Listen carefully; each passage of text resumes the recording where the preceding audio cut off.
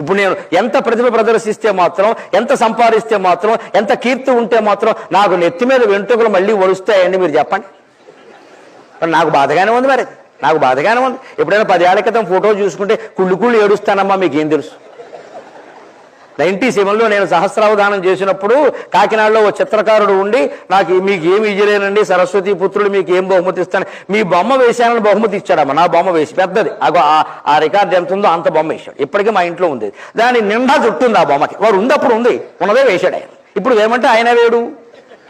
నాకు ఎప్పుడైనా చూసుకోవాలనిపిస్తే తలుపేసి ఆ బొమ్మ దగ్గర నుంచి కాసేపు కన్నీళ్ళు పెట్టుకుంటా. మన జుట్టు ఎంత జుట్టు పోయింది. కానీ ఇలా ఏడుస్తూ కూర్చుని నా జుట్టు వస్తుందా? ఇవాళ సరస్వతి దేవుడు నాకు ప్రత్యక్షం అయితే నాకు బట్టతలు వద్దమ్మా జుట్టి అన్నాను అనుకో, ఆవిడ నాకు అనుగ్రహం మీద నా జుట్టు ఒకటి ఇచ్చి మొత్తం ఈ పద్యాలన్నీ పట్టుకుపోతే నన్ను పిలుస్తారు మీరు? ఇప్పుడు జుట్టు లేదని ఏడవనా, ఇంత పాండిత్యం ఉందని ఆనందించనా? That is positive thinking. నీకు ఏది ఉందో దానికి సంతోషించు, ఏది లేదో అది లేకపోవడాన్ని అదృష్టంగా భావించు.